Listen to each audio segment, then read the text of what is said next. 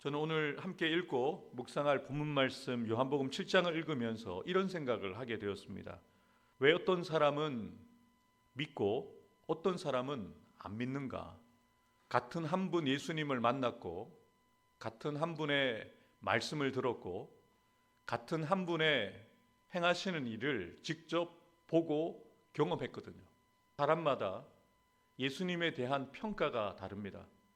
예수님에 대한 반응이 다르다는 거죠. 여러분들은 어떻게 구원받으시고 어떻게 믿음을 가지셨습니까? 내가 어떻게 해서 예수를 믿게 되었다? 내가 어떻게 해서 구원받았다? 사실 우리가 받은 구원은, 우리가 가진 믿음은 설명할 수가 없습니다. 하나님의 은혜로 이 쓸데없는 자 왜 구속하여 주는지 난 알 수 없도다. 사실 이것이 정답입니다. 잘 모르는 거예요. 우리가 모르는 중에 믿게 되어진 거죠. 모르는 가운데 구원받았는데 우리는 그것을 은혜라고 고백하는 거죠. 오늘 본문은 이렇게 시작을 합니다. 그 후에 예수께서 갈릴리에서 다니시고 유대에서 다니려 아니하심은 유대인들이 죽이려 함이라. 유대인의 명절인 초막절이 가까운지라. 그 형제들이 예수께 이르되 당신이 행하는 일을 제자들도 보게 여기를 떠나 유대로 가소서. 예수님의 육신의 동생들이 예수님께 이렇게 이야기를 한 것입니다.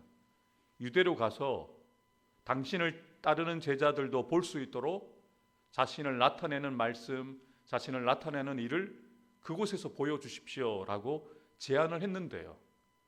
예수님을 인정하는 것 같은데 사실 이 말을 하고 있는 예수의 육신의 형제들은 예수님을 인정하는 것이 아닙니다. 4절에 정확하게 기록하고 있죠. 이는 그 형제들까지도 예수를 믿지 아니함이로라.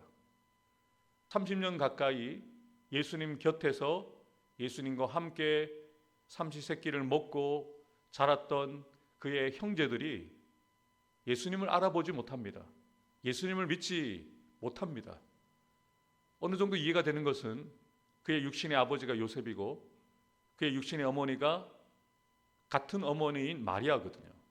그리고 30년 동안 형과 동생으로서 부대끼면서 30년을 살았는데 예수님이 갑자기 커밍아웃 하셔서 공생애를 시작하신다고 하시니 동생들이 믿어지겠습니까? 믿어지지 않는 거죠. 이 부분을 보면서 이런 이해는 되었습니다.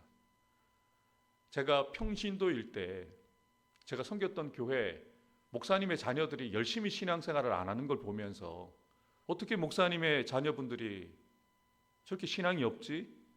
저렇게 열심히 없지라는 생각을 제가 했었거든요. 근데 제가 목사가 되어봤잖아요. 그리고 사랑하는 우리 아내나 우리 딸이 저와 함께 신앙생활하면서 열심을 내지 못하는 부분들을 보면 속상하기도 하는데 이해가 되는 거예요. 여러분, 예수님의 형제들도 예수님을 믿지 않았어요. 놀라운 사실이죠. 저도 성도들이 이해가 되는 거예요.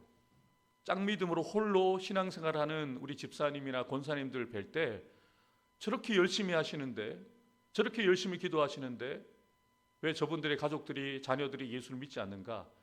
그것은 우리의 소관이 아니라는 겁니다. 우리가 그들을 구원할 수가 없습니다. 우리가 그들에게 믿음을 강요할 수가 없습니다. 목사의 자녀라고 다 구원받는 것 아니고요. 믿는 자의 자녀라고 태신앙이라고 다 믿음 가지고 구원받는 게 아니라는 거죠. 예수님의 형제들, 가장 예수님을 잘 알고 너무나도 누구보다 가까이에서 지켜봤던 형제들이 아직까지는 예수님을 인정하지 않고 있다는 겁니다. 아직까지는 예수님을 믿지 않는다는 거죠. 근데 여러분, 결론을 말씀드릴까요?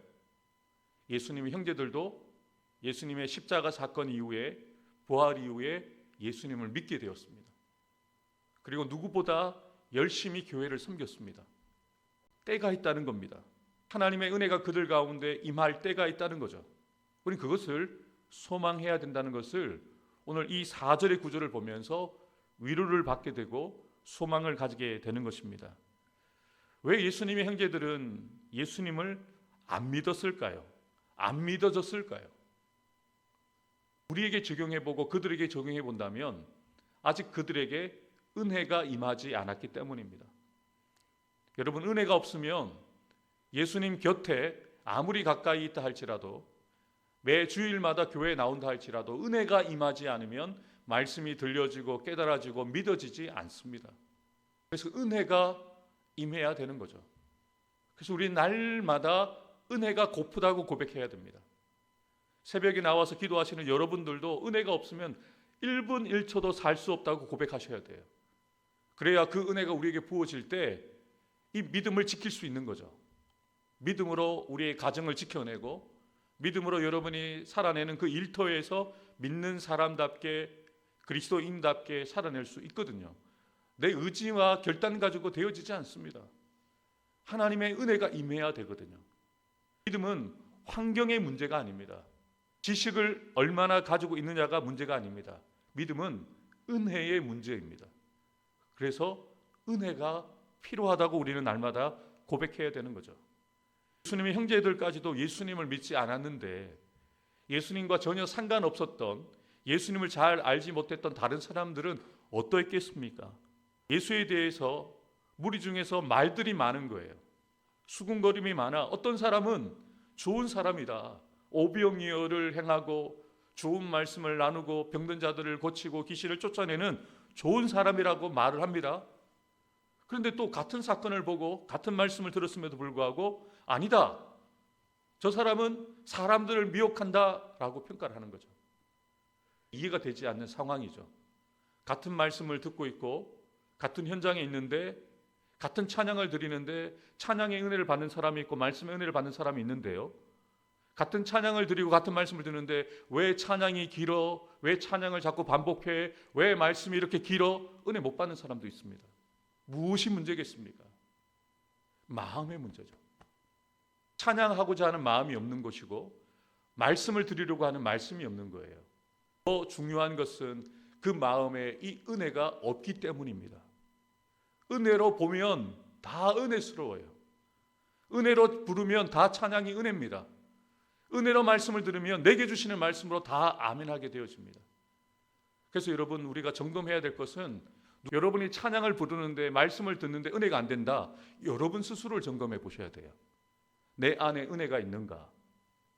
내 안에 은혜가 있어서 찬양이 되어지고 기도가 되어지고 말씀이 들려지는가? 이걸 점검해야 되는데, 은혜가 없는 사람의 또 다른 특징은요, 책임을 다른 사람들에게 돌리는 거예요.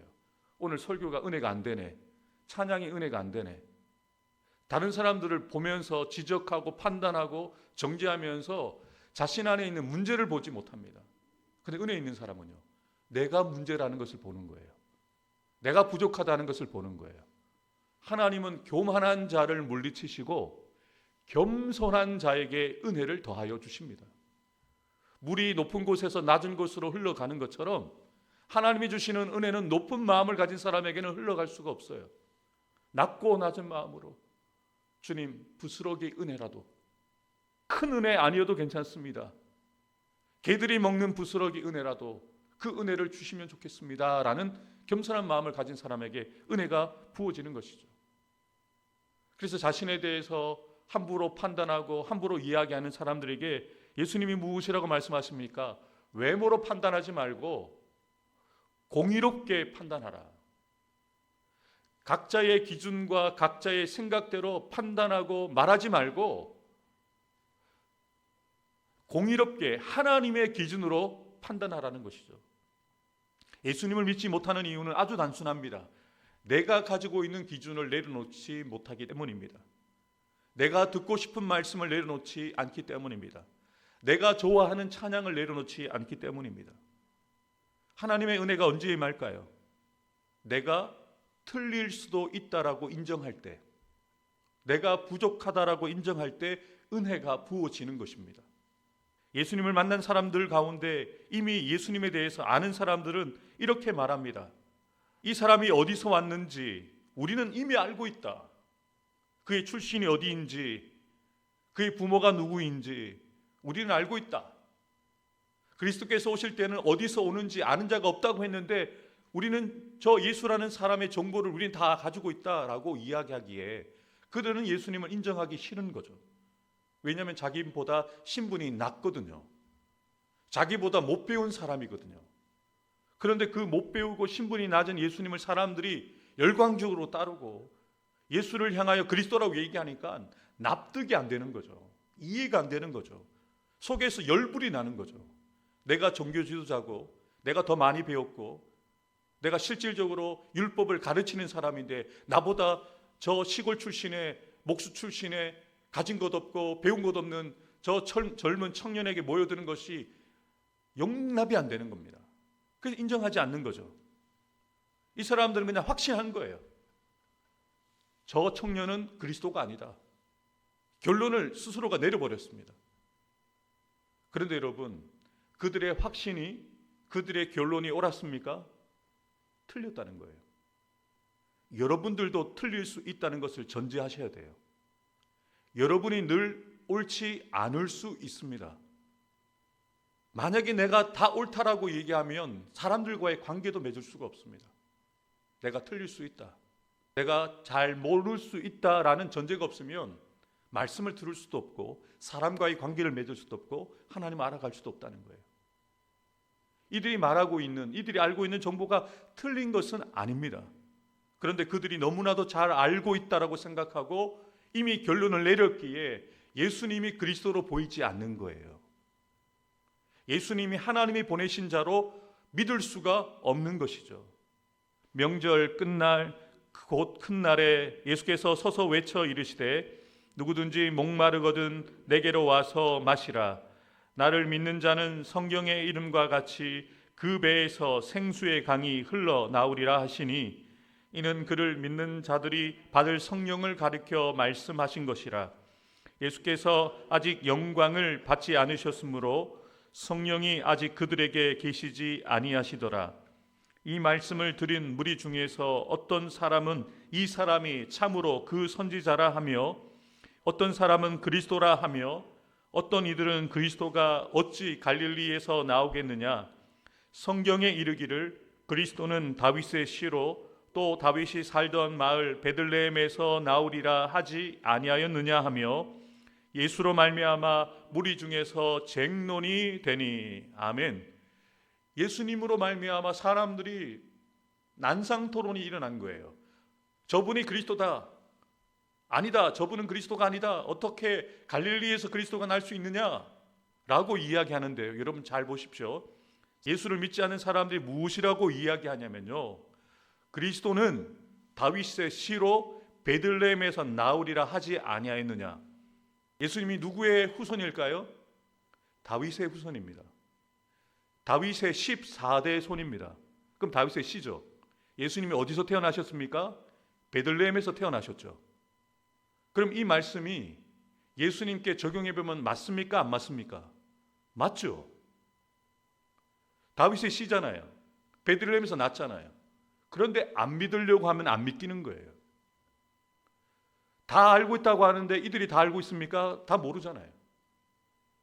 다윗의 씨로 오셨고 다윗이 살던 베들레헴에서 태어나신 그분이 바로 예수님이란 말이에요. 예수님께 물어보면 되잖아요. 당신이 누구의 후손입니까? 나 다윗의 몇 대 손인데. 어디서 태어나셨습니까? 나 베들레헴에서 태어났는데. 이 두 가지 질문만 예수님께 직접 던지고 예수님께 대답을 들었어도 수긍할 수 있지 않겠습니까?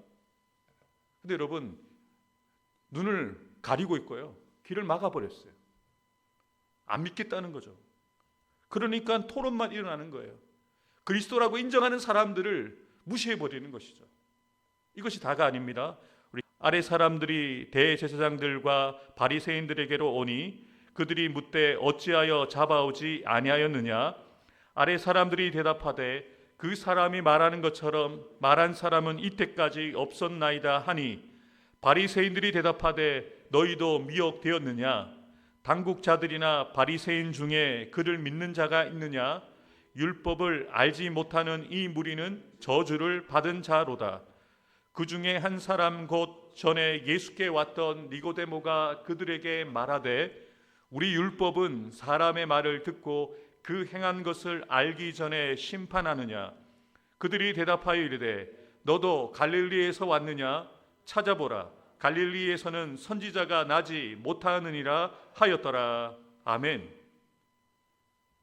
초막절 마지막 날 예수님께서 사람들 앞에서 성전에서 공개적인 장소에서 분명하게 선포하셨어요.